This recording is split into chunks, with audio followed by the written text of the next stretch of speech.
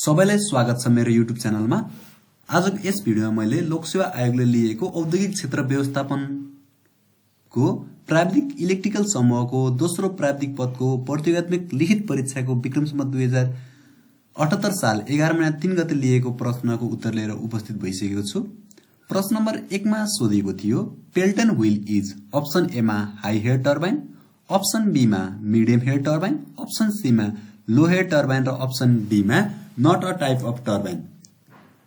र मैले अघिल्लो भिडियोमा तपाईहरुलाई जानकारी गराएको थिएँ टर्बाइनहरुलाई बेसिकली फोर्सका आधारमा इम्पल्स र रियाक्सन गरेर दुई भागमा डिभाइड गरिन्छ र यहाँ चाहिँ हामीले टर्बाइनलाई आज तीन भागमा डिभाइड गर्छौं बेस्ड अन हेड। एउटा हाई हेड, अर्को मिडियम हेड, अर्को लो हेड गरी तीन भागमा डिभाइड गर्छौं र यिनीहरुको क्याटेगोरी छुटाउने छौं यो क्वेशनको लागि। सुरुमा चाहिँ हाई हेड टर्बाइन अन्तर्गत पेल्टन व्हील टर्बाइन पर्दछ, मिडियम हेडमा फ्रान्सिस टर्बाइन पर्दछ र लो हेडमा कपलान र प्रोपेलर टर्बाइन पर्दछ। PROPELLER र पेल्टन हेड टर्बाइनको रेन्ज चाहिँ 50 मिटर देखि 1300 मिटरसम्म प्रयोग गरिन्छ। फ्रान्सिस टर्बाइनलाई चाहिँ 10 मिटर देखि 350 मिटरसम्म प्रयोग गरिन्छ भने लो हेड टर्बाइन जसमा कपलान र प्रोपेलर टर्बाइन छ यसलाई 2 मिटर हेड देखि 40 मिटर हेडसम्म प्रयोग गरिन्छ।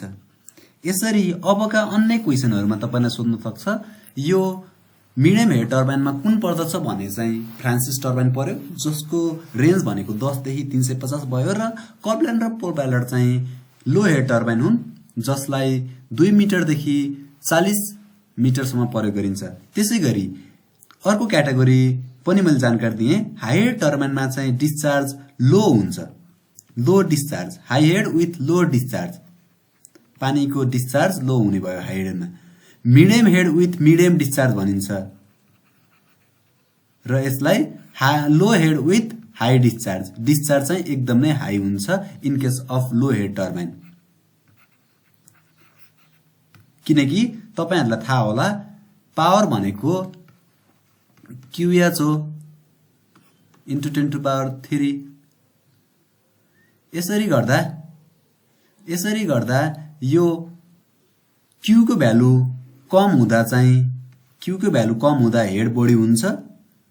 यसरी डिजाइन गरिन्छ हाइड्रो पावर, त्यसैले पावर चाहिँ बढी निकाल्ने गरिन्छ।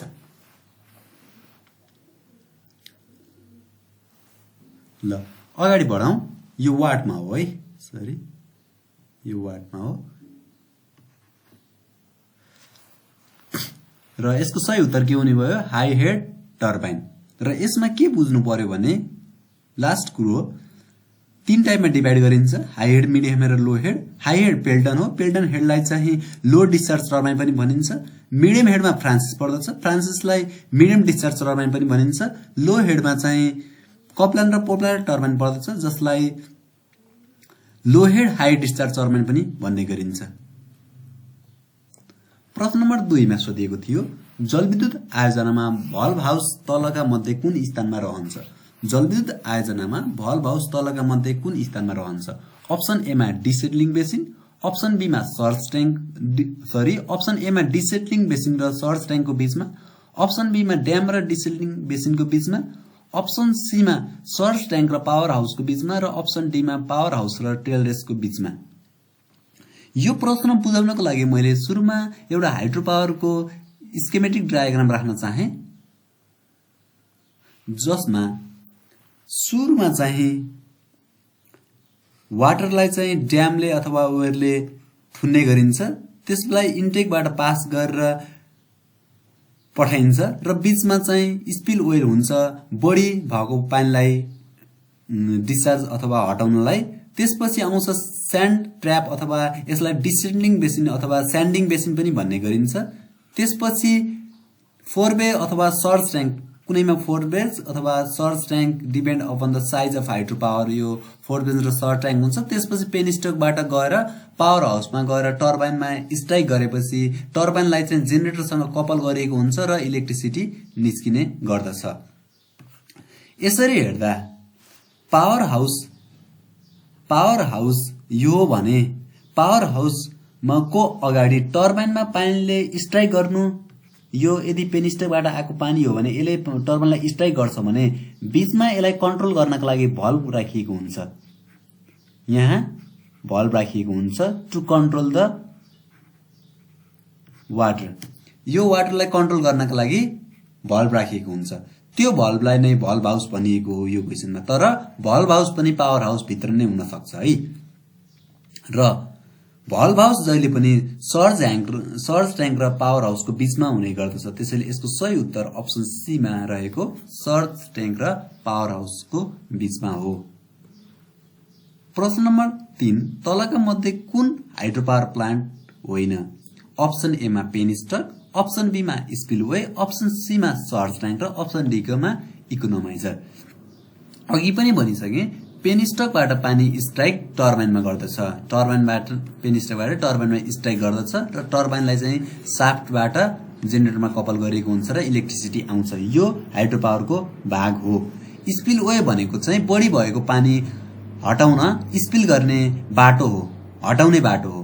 र सर्ज ट्याङ्क भनेको चाहिँ यो वाटर ह्यामर इफेक्ट हटाउनका लागि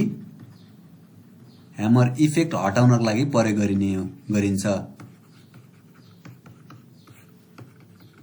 गरिन्छ। तर इकोनोमाइजर यो हाइड्रो पावर प्लान्टको भाग होइन। यो जुन पावर हाउसमा बोइलर प्रयोग गरिन्छ, लाइक थर्मल पावर प्लान्टमा बोइलर प्रयोग गरिएको हुन्छ, त्यहाँ चाहिँ इकोनोमाइजर प्रयोग गरिन्छ।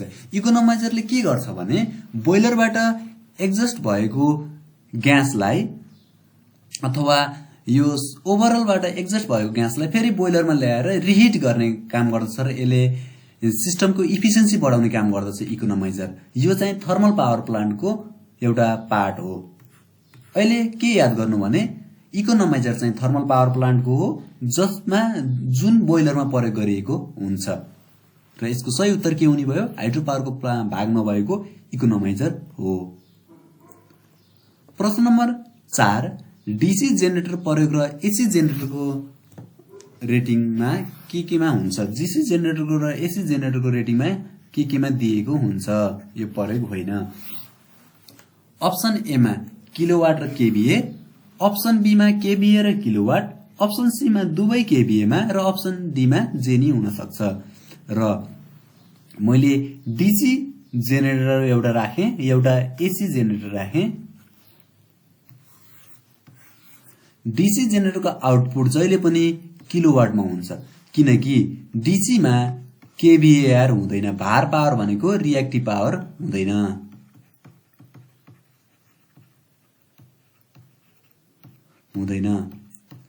र एसी को जेनेरेटरको पावर केभीए मा दिएको हुन्छ। र याद रहोस् ट्रान्सफर्मर रेटिङ पनि केभीए मा दिएको हुन्छ किनकि ट्रान्सफर्मरले एसी पावरमा मात्र काम गर्दछ, डीसी पावरमा काम गर्दैन। र यो जहाँ केभीए आउँछ त्यहाँ दुईवटा पावर हुन्छन्। मैले यो पावर फ्याक्टर भन्ने टपिक्समा पनि पढाइसकेको छु। दुईवटा पावर हुन्छन्, एउटा एक्टिभ पावर जसलाई किलोवाट पावर भनिन्छ र अर्को हो रिएक्टिभ पावर जसलाई केभीएआर पावर भनिन्छ। र यो तीनवटैको रिलेसन भनेको केभीए भनेको चाहिँ जहिले पनि स्क्वायर रुट अफ किलोवाटको स्क्वायर प्लस केभीएआर को स्क्वायर हुन्छ। र एउटा मैले पावर एंगल डायग्रामबाट पनि देखाएको थिएँ तपाईहरुलाई अगाडिको भिडियोमा। केभीए यो भयो भने एक्टिभ पावर किलोवाट र केभीएआर रिएक्टिभ पावर यसरी हुन्छ। र यो फाइ भनेको चाहिँ पावर एंगल हो, पावर एंगल अथवा यसलाई पावर फ्याक्टर एंगल भनिन्छ। सरी, पावर एंगल हैन, पावर फ्याक्टर एंगल। र याद रहोस् एउटा रिलेसन, केभीए किलोवाट भनेको चाहिँ केभीए टाइम्स cos फाइ हुन्छ र केभीएआर भनेको चाहिँ केभीए टाइम्स sin फाइ हुन्छ र इन केस अफ डीसी सिस्टममा चाहिँ यो फाइको भ्यालु 0 हुन्छ, जसले गर्दा पावर फ्याक्टर के हुने भयो 1 हुने भयो। किनकि मैले तपाईलाई भनिसके पावर फ्याक्टर भनेको cos फाइ हो, cos फाइको 0 भयो भने चाहिँ 1 हुने भयो। त्यसै गर्दा यसको रिएक्टिभ पावर चाहिँ केभीएआर भनेको sin फाइ गर्दा चाहिँ 0 हुने हुनाले डीसी सिस्टममा रिएक्टिभ पावर हुँदैन। र याद रहोस् एउटा शब्द, डीसी सिस्टममा पावर फ्याक्टर 1 हुन्छ, त्यसैले यसको एक्टिभ पावर मात्र हुन्छ, सम्पूर्ण काम एक्टिभ हुन्छ, एक्टिभ पावर मात्र हुन्छ। तर एसी सिस्टममा पावर फ्याक्टर 1 हुँदैन र जसले गर्दा यसको सर्टेन पार्ट रिएक्टिभ पावरमा हुन्छ र सर्टेन पार्ट एक्टिभ पावर हुन्छ र टोटल पावरलाई चाहिँ केभीए बाट डिनोट गरिन्छ। र यसको सही उत्तर चाहिँ अप्सन ए मा रहेको डीसी सिस्टमको पावर केभीए मा दिइन्छ र एसी सिस्टमको पावर केभीए मा दिइने गरिन्छ।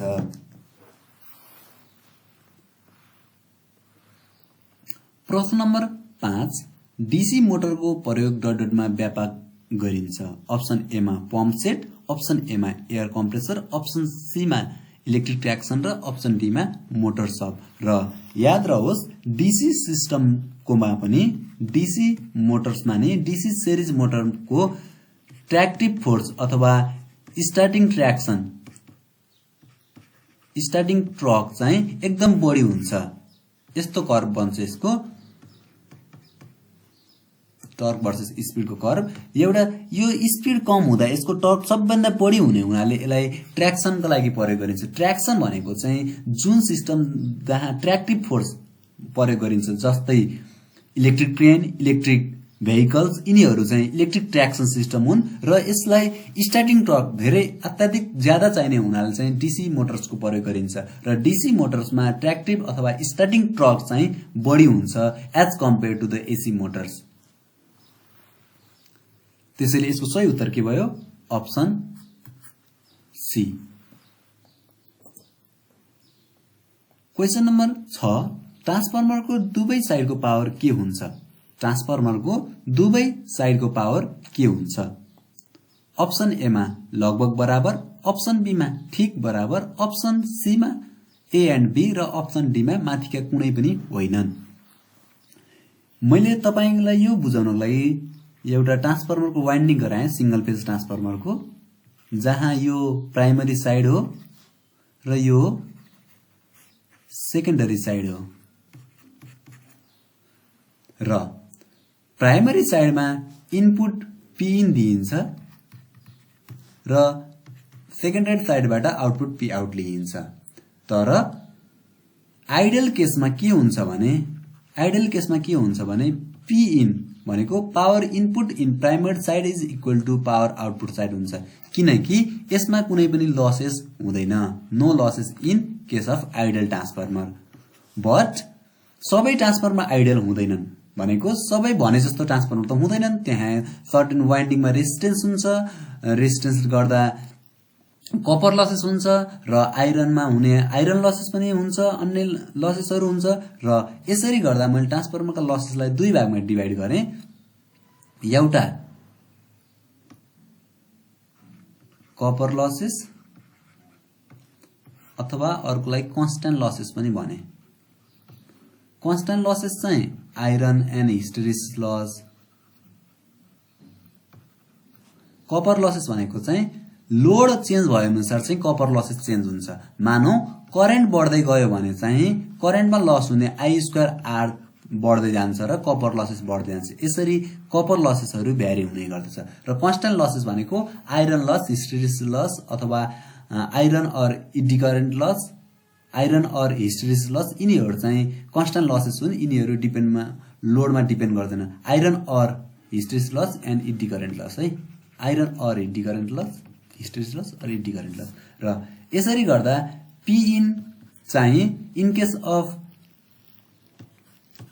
नन आइडल ट्रान्सफरमा चाहिँ पी इन धेरै हुन्छ, पी आउट कम हुन्छ। जति दिइन्छ त्यति जाँदैन, किनकि बीचमा लसेस हुन्छ। के हुन्छ भने P in plus power losses, P in equal to power losses plus P out हुन्छ, किनकि बीचमा लसेस भयो। त्यसैले यदि ट्रान्सफर्मर आइडल भयो भने त्यसको दुवै साइडमा पावर बराबर हुने भयो। तर यदि ट्रान्सफर्मर आइडल भएन भने लगभग बराबर हुन सक्यो। र यो क्वेसनमा ट्रान्सफर्मर आइडल हो कि नन आइडल केही पनि नभएको हुनाले लगभग बराबर पनि हुन सक्छ र ठिक बराबर पनि हुन सक्छ। त्यसैले यसको सही उत्तर चाहिँ अप्सन सी हो। र याद रहोस्, ट्रान्सफर्मरमा हुने लसेसहरू कपर लसेस जुन लोडमा डिपेन्ड गर्दछ, कन्स्टान्ट लसेसलाई भनिन्छ iron or hysteresis losses and eddy current losses, यो चाहिँ लोडमा डिपेन्ड गर्दैन।